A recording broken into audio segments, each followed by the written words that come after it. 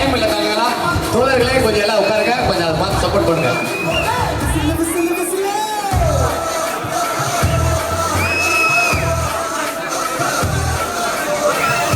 இந்த கொஞ்சம் லேடிஸ் வலிக்கிறீங்க, இந்த கையில கொஞ்சம் வழி விட்டுருங்க. கொஞ்சம் தோழர்களே, தளபதி சொந்தங்களே, நீங்கெல்லாம் கொஞ்சம் சப்போர்ட் பண்ணி கொடுங்க. அண்ணன் வந்து கண்டிப்பாக நிச்சயமாக ஒவ்வொரு வீட்டிலும் ஒவ்வொரு ஹாட்டிலும் கண்டிப்பாக நினைத்திருப்பார் என்பதை இந்த நேரத்தில் உங்களுக்கு தெரிவித்துக் கொள்கின்றேன்.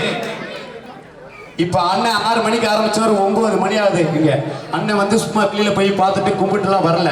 ஒவ்வொரு வீட்டுக்குள்ளேயே குடியிருக்கிறாரு. நம்ம வீட்டு பிள்ளை, நம்ம அண்ணன், நம்ம தம்பி, உங்க வீட்டு பிள்ளை, உங்கள் அண்ணன், உங்கள் தம்பி, உங்கள் பேரன். இதோ உங்க முன்னிலை மத்திய சென்னை மாவட்ட கழக செயலாளர் எனது பாசத்திற்கும் மரியாதைக்குரிய அருமை அண்ணன் பூக்கடை குமார் அண்ணன் அவருடன் நான் ஒரு 20 வருஷமா பயணியாற்றிருக்கேன்.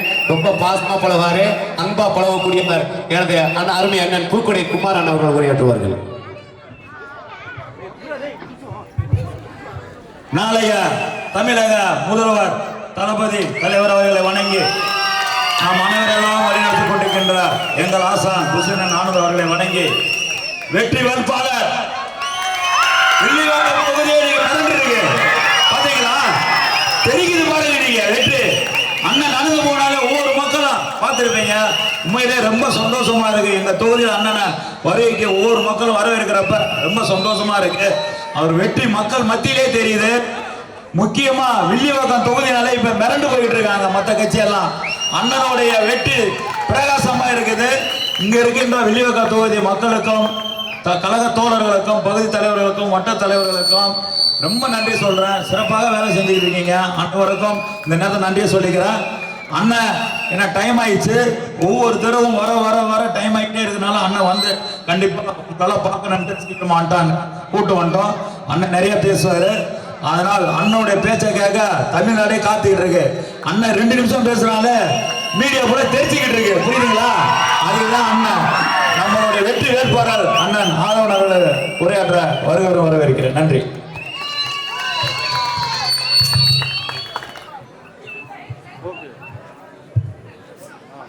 ஹலோ.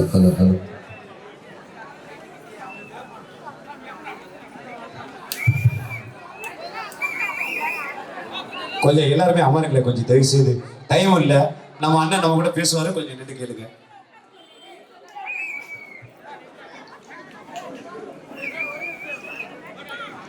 தெய்வத்தால் ஆவதின் முயற்சிடன் மெய்வர்த்த கூலி தரும். எல்லோருக்கும் வணக்கம்.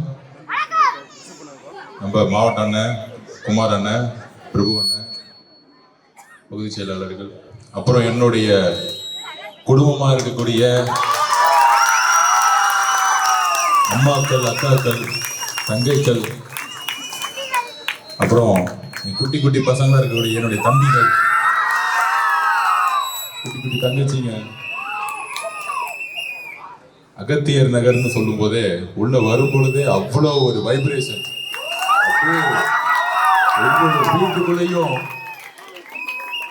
எனக்கு சின்ன வயசுல இருந்தே ஒரு குறை இருந்துச்சு. அம்மா இல்லைன்னு வருத்தப்பட்டுக்கிட்டே இருப்பேன். ஆனா இங்க இருக்கக்கூடிய ஒவ்வொரு அம்மாவும் பார்க்கும்போது எனக்கு வந்து எங்க அம்மாவே உயிரோடு வந்த மாதிரி இருக்கு. ஒவ்வொரு முகத்திலும் எங்க அம்மா உயிரோடு வந்த மாதிரியே இருக்கு. ஒவ்வொரு வீட்டுக்குள்ள போகும்போது எனக்கு ஒரு உணர்ச்சி பூர்வமான ஒரு எமோஷன்ஸ் இருக்கு.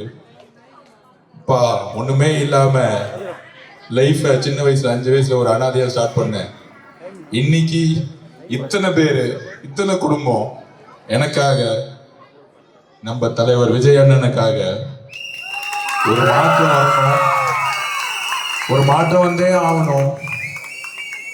ஓட்டு போட்டு எல்லாரும் ஒரே மாதிரி பேசி ஆனா ஜெயிச்சு முடிச்சுட்டு எங்க தெருவுக்கு வரவே இல்லை, எம்எல்ஏ ஆபீஸே காணோம் அப்படிங்கிறத ஒவ்வொரு வீட்லயும் நான் கேட்டுக்கிட்டு இருக்கேன். ஆனா இன்னைக்கு திமுக இறக்கி விட்டுருக்காங்க. குடும்பமா வருவாங்க, முதலமைச்சர் குடும்பம்லாம் வந்துகிட்டு இருக்காங்க. ஆனா அவங்க பேர் மக்களுக்கு தெரியாது. ஏன் தெரியாது தெரியுமா? 21 ஓட்டு போட்டீங்க எல்லாரும். ஆனா வந்தாங்களா? முதலமைச்சர் குடும்பம் வந்தாங்களா? வெள்ளிவாக்கம் பகுதி மக்களை வந்து பார்த்தாங்களா? ஜெயிச்ச எம்எல்ஏ வந்தாங்களா? இல்ல ஏதாவது ஆபீஸ்னு ஒண்ணு இருந்துச்சா? அப்ப என்ன தைரியத்துல திருப்பி வந்து முதலமைச்சர் குடும்பமும் யாரோ ஒருத்தர் அண்ணா நகர்ல இருந்து இங்க தூக்கிட்டு வந்து அவரே அழுது அழுது வந்திருக்கிறாரு. அவர் பாவம் 1 வருஷமா அண்ணா நகர்ல வேலை பார்த்துட்டு இருந்தாரு. அவர் அங்கிருந்து மாத்தி இங்கிருந்து வரும்போதே அழுதுகிட்டே வராப்புல. அழுதுகிட்டே முதல் நாளே அழுதா என்ன ஆகும்? எலெக்ஷன் டேக்கு அழுதான் போறாரு. அதனால அவரை பத்தி நம்ம கண்டுக்க வேண்டாம். ஒவ்வொரு தெருவா உங்க வீட்டுக்குள்ள வரும் பொழுது ஒவ்வொன்னு நீங்க சொல்றீங்க. என்ன தேவைன்னு கேட்கறதுக்கு முன்னாடியே நான் தெருவா வந்து பார்க்கும்போது தெரியுது, ஒரு ரோடு சரியில்லை. ரோடு விட்டுருங்க, ஒரு டிரைனேஜ் கிடையாது. இங்க இருந்து ஒரு கழிப்பறை போயிட்டு போற ஒரு டிரைனேஜ் கிடையாது. மழை வந்தா மழை தண்ணீரும் டிரைனேஜ் தண்ணீரும் கலந்து வீட்டுக்குள்ள வந்துருது. தண்ணி குழாய் தண்ணி வீட்டுக்குள்ள கிடையாது. கரண்ட் சரி, நிறைய இடத்துல இருட்டா இருக்கு. நம்மளுடைய பெண் குழந்தைகள் சீட்ல போகும்போது இருட்டா போகும்போது எப்ப என்ன நடக்குன்னு தெரியாத அளவுக்கு ஒவ்வொருத்தரையும் லைட்டு கிடையாது. ஸோ இந்த மாதிரி ஒவ்வொரு பிரச்சனைகள் சத்யா நகர்ல ஆரம்பிச்சேன். சத்யா நகர்ல போகும்போது வீடு இடிக்க போனாங்க. வீடை இடிக்க மாட்டேன்னு 21 பட்டா கொடுக்குறேன்னு சொன்னாங்க. ஆனா எல்லா வீடையும் இடிச்சு முடிச்சுட்டாங்க எலெக்ஷன் வரதுக்கு முன்னாடியே. அப்ப வில்லிவாக்கம் ஃபுல்லா இடிக்க இன்னொரு தட்டி வந்தாங்கன்னா திருப்பி வீடு இடிச்சிருவாங்க. ஆனா இதெல்லாம் நான் வில்லிவாக்கம் மக்களுக்கு நல்லது செஞ்சேன்னு சொல்றதுக்கு நீ வேட்பாளர்கள் ஒண்ணும் கிடையாது. எனக்கு முதலமைச்சர் குடும்பம் தெரியும், எனக்கு அவரை தெரியும், இவரை தெரியும், மகனை தெரியும், மருமகன் தெரியும்னு சொல்லிட்டு திருப்பியும் ஒரு எம்எல்ஏ பையன் குடும்ப ஆட்சி, மேலேயும் குடும்ப ஆட்சி, இங்க இருக்க வேட்பாளரும் குடும்ப ஆட்சி, எல்லாம் எம்எல்ஏ பசங்க தான் இங்க வருவாங்க. எம்எல்ஏ பசங்களுக்கு என்ன தெரியும்? வசதி வாய்ப்பு தெரியும். ஏழ்மனா என்னன்னு தெரியுமா? ரேஷன் கடையில அரிசி கிடைக்குதா, துவரம் பருப்பு கிடைக்குதா, இல்ல எண்ணெய் கிடைக்குதா, சக்கரை கிடைக்குதுன்னு தெரியுமா? அண்ணா நகர்ல இருந்து வந்திருக்காரு மோகனோட பையனுக்கு வருமானம் என்னன்னு தெரியுமா? எனக்கு தெரியும். சின்ன வயசுல ரேஷன் கடையில பிஹெச்ல உட்காந்து போய் அரிசி வாங்கி மண்ணெண்ணெய் வாங்கி சாப்பிட்ட குடும்பம் நானு. சின்ன வயசு ஸ்கூல்ல, கவர்மெண்ட் ஸ்கூல்ல சத்துணவு சாப்பிட்டு வளர்ந்த பையன் நானு. அதனாலதான் 6 அடி வளர்ந்துட்டேன்.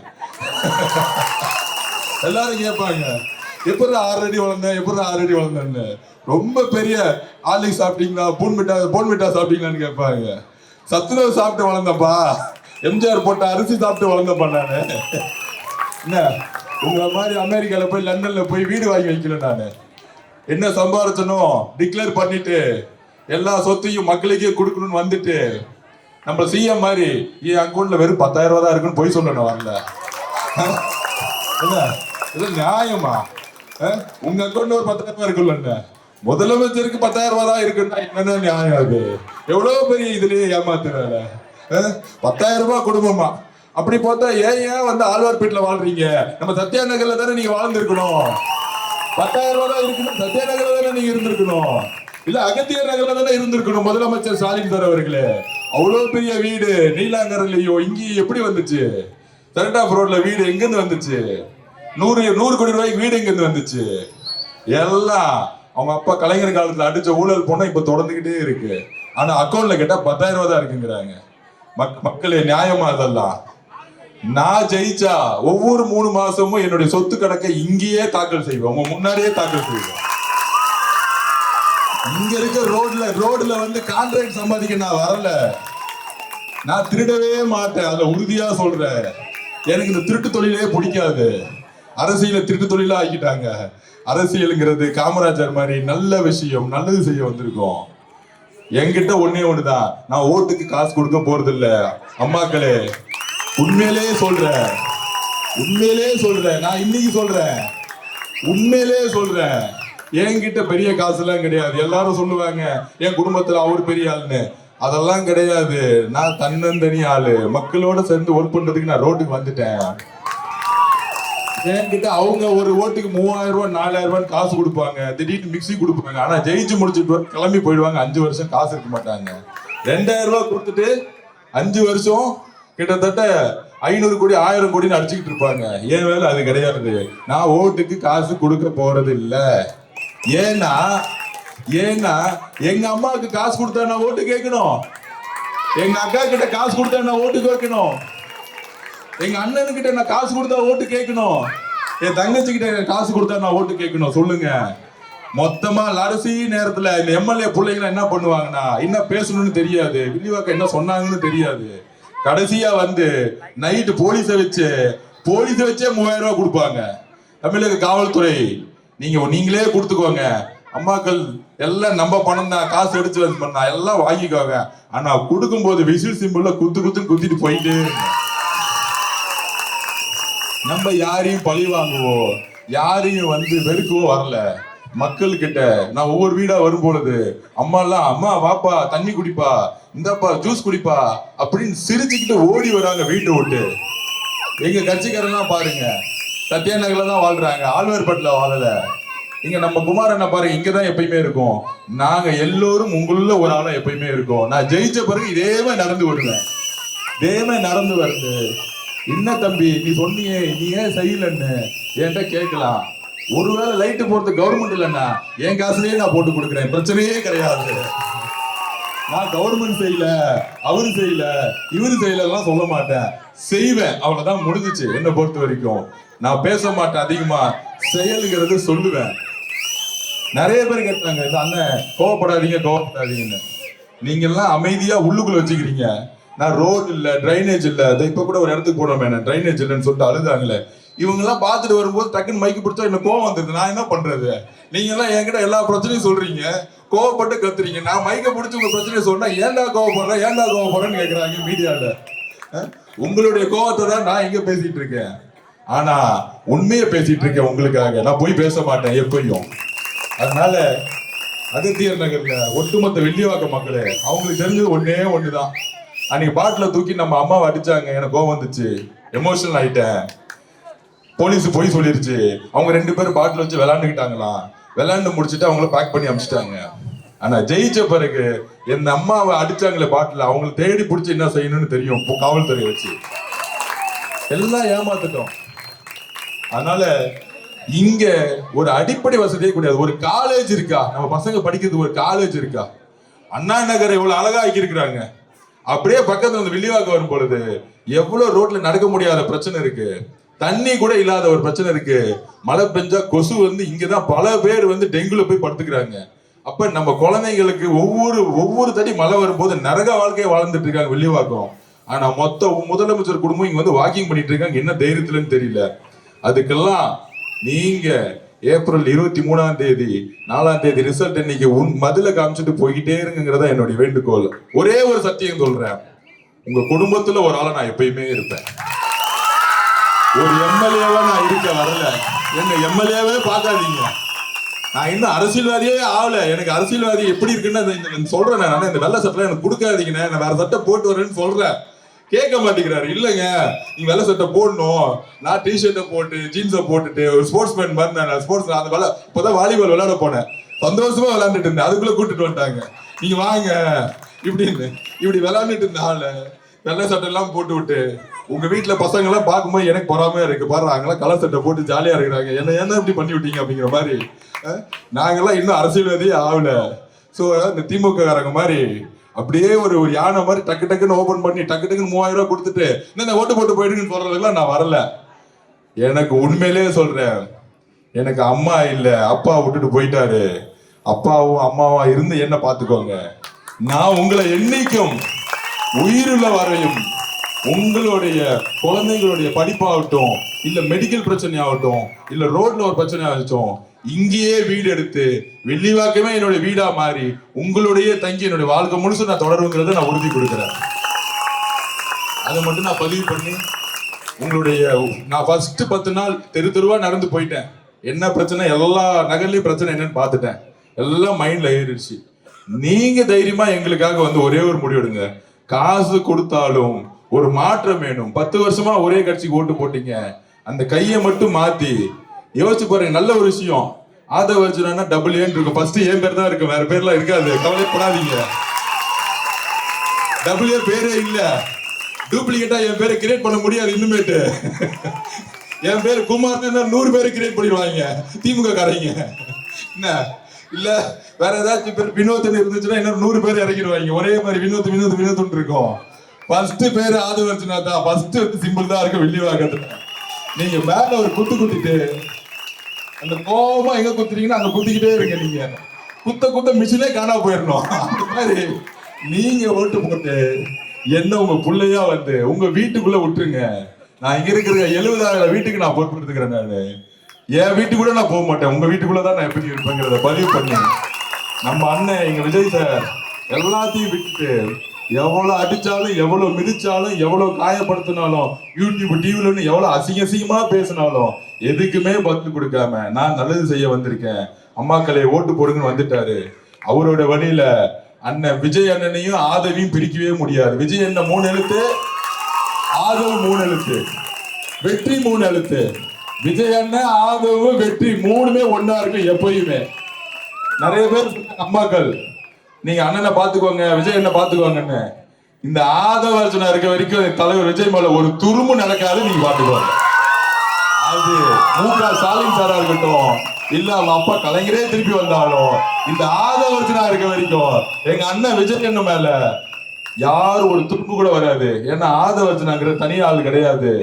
ஒட்டுமொத்த கட்சியோட இருக்கக்கூடிய பெண்களுடைய சப்போர்ட், நீங்க அம்மா தலைவர் விஜய் அண்ணா, நீங்க உங்களுடைய சப்போர்ட், ஒட்டுமொத்த இளைஞர்கள், அம்மாக்கள், தங்கைகள் எவ்வளவு பேர் இருக்கீங்க, அந்த நம்பிக்கையோட மட்டும்தான் நாங்க பயணம் போயிட்டு இருக்கோம். இவங்கள மாதிரி அடிச்சு கொள்ள அடிச்சு காசு அடிச்சு டிவில எல்லாத்தையும் கரெக்ட் பண்ணி பேசுறவங்களாம் பாருங்க, பெரிய அறிவாளி மாதிரி பேசிக்கிட்டே இருப்பாங்க. ஆனா கடைசியில திட்டுறது நம்மளதான் திட்டிட்டு இருப்பாங்க. இதுல இருந்தே கண்டுபிடிச்சலாம் யார் நம்மள திட்டுறாங்க அப்படின்னு. அதனால நம்ம ஒரு பெரிய வெற்றியை உங்க மூலியமா நீங்க உங்க பிள்ளைக்கு கொடுக்க போறீங்க. இது நீங்க தான் தேர்தல் நடத்த போறீங்க. நான் சும்மா வந்து வாக்கிங் பண்ணிக்கிட்டு என்ன பிரச்சனை பார்த்துட்டு இருக்கேன். ஆனா ஜெயிச்ச அடுத்த செகண்ட்ல இருந்து நீங்க என்ன சொன்னீங்களோ அதெல்லாம் மாறும். 2 வருஷத்துல எல்லாத்தையும் மாத்தி கடைசியில வந்து ஓட்டு கேட்கும் போது, தம்பி எல்லாம் செஞ்சுட்ட, வேற என்ன வேலைன்னு சொல்லிட்டு அடுத்த வேலையை திருப்பி கொடுங்க அடுத்த எலெக்ஷனுக்கு. அதனால உங்களோட நான் பயணிக்க விரும்புகிறேன். அப்புறம் ஒரே ஒரு மெசேஜ், அரசியல் ரீதியான மெசேஜ் நான் கொடுத்துட்றேன். அது வந்து இங்க வெள்ளிவாக்கம் மக்களுக்கு கிடையாது. நான் வந்து ஸ்டேட் இன்சார்ஜ்னால நான் பதிவு பண்றேன். மீடியா முன்னாடி என்ன சேனல் வந்திருக்காங்க, ஓகே, ஸோ பதிவு பண்ணிட விரும்புகிறேன். இன்றைக்கு திமுக கழகம் வந்து எந்த அளவிற்கு ஜனநாயகத்துக்கு எதிராக இருக்கு அப்படின்னா, கூட்டணி கட்சி நீங்க பார்த்திருப்பீங்க, 26 கட்சி கூட்டணி இருக்குப்பா ஸ்டாலின் சார் கூட. என்னப்பா எல்லாரும் அந்த பக்கம் இருக்கிறாங்க. அதுல காங்கிரஸ்காரங்களுக்கு வேட்பாளர் போடவே முடியல, இன்னைக்கு வரைக்கும் ஓடிக்கிட்டு இருக்காங்க, நாமினேஷன் பண்றதுக்கு தாக்கல் பண்ணிட்டு இருக்காங்க. அப்புறம் இன்னொன்னு, நம்ம விடுதலை சிறுத்தைகள் கட்சி நம்ம திருமாவளவன் இருக்கா பாருங்க. ஒரு 2 நாளுக்கு முன்னாடியே நான் திரும்ப ஒரு மீட்டிங்ல பேசினேன். ரொம்ப வருத்தத்துக்குரிய செய்தி வந்துகிட்டு இருக்கு. அது உண்மையா அப்படிங்கிறது டிக்ளேர் பண்றோம்னு சொன்னாங்க. நான் என்ன டிவி பார்க்கல. மாநில அரசியலுக்கு திரும்புவன்னு சொன்னி சந்தோஷமா டிக்ளேர் பண்ணாரு. தமிழ்நாட்டில் இருக்கக்கூடிய தலித் சகோதரர்கள் எல்லாரும் சேர்ந்து திருமாவளவன் வந்து மாநில அரசியல் வந்துட்டாரு அப்படின்னு சந்தோஷமா இருந்து டிக்ளேர் பண்ணாரு. அவரும் சொன்னாரு 26க்கு அப்புறம் அரசியல் சூழ்நிலை மாறப்போது நான் வந்துட்டேன்னு சொன்னாரு.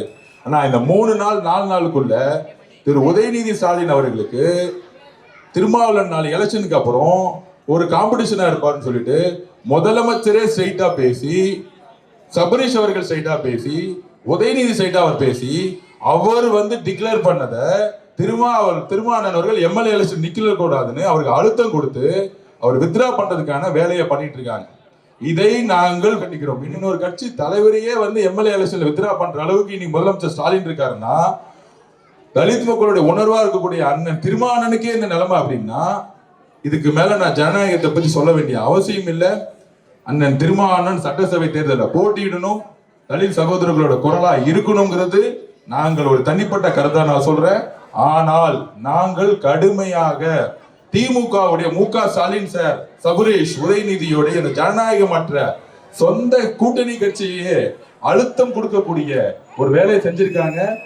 கடுமையா சொல்றோம். இது கண்டிப்பா அண்ணன் திருமாவளவன் கிட்ட இருந்து வந்த முக்கியமான நியூஸ் அவங்க கூட இருந்தவங்க எல்லாம் சொன்னாங்க. எல்லா தலித் சகோதரர்களும் வருத்தப்பட்டு இருக்காங்க.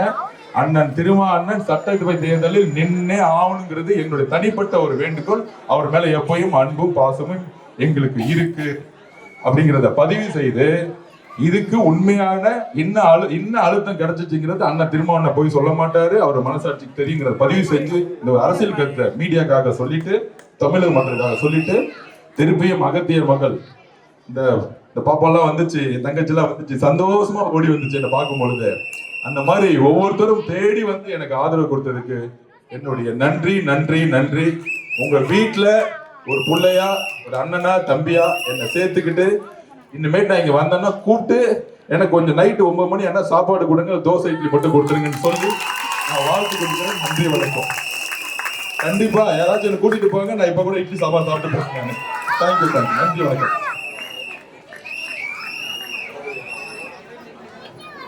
வணக்கம்.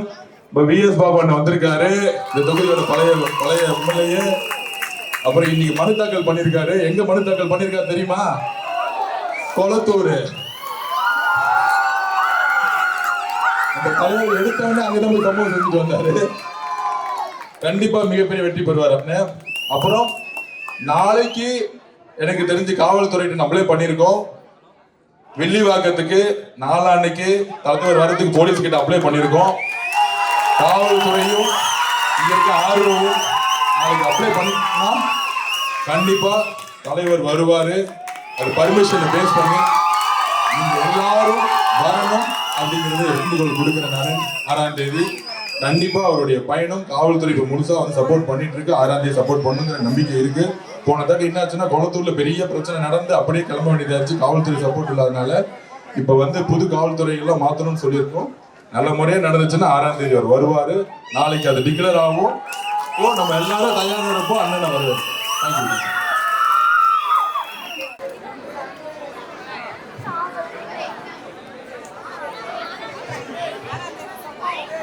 நாம் தமிழர் கட்சியில வந்து கவுன்சிலர்ல நின்று அவங்க தோல்வி அடைஞ்சிட்டாங்க. கலைவாணி சிஸ்டர் அவர்களை கொஞ்சம் மேடைக்கு வருமாறு விரும்புகிறேன். கவுன்சிலர் வேட்பாளர் அவர்களை வருவார்கள். நாம் தமிழர் கட்சியில வந்து நம்ம தாவே காவல் நினைச்சவர் அவர்கள் இந்த மாதிரியா ரொம்ப பேர் இருக்காங்க. நம்ம கட்சிக்குள்ள வந்துகிட்டே இருப்பாங்க. இனிமே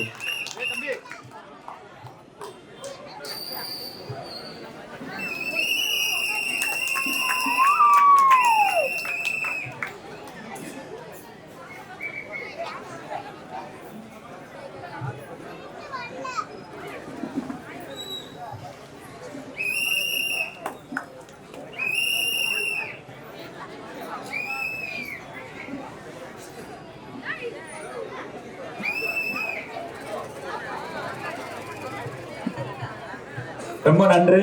அண்ணனுடைய பேச்சு கேட்டிருப்பீங்க. அண்ணன் டெய்லியும் வில்லிவாக்கத்துக்கு வந்துருவாரு. ஆதரவு கொடுங்க. ரொம்ப சந்தோஷம். அகத்தினார அண்ணன் மறக்கவே மாட்டாரு. உங்க வீட்டு பிள்ளை ஆகிட்டா நானும் உங்க வீட்டு பிள்ளை ஆகிட்டேன். எப்பயும் உங்க வீட்டு பிள்ளையா தான் இருக்கிறேன். அண்ணனும் சேர்த்துங்க வில்லிவாக்கத்தில். ஓகே, நன்றி. அனைவருக்கும் நன்றி நன்றி நன்றி.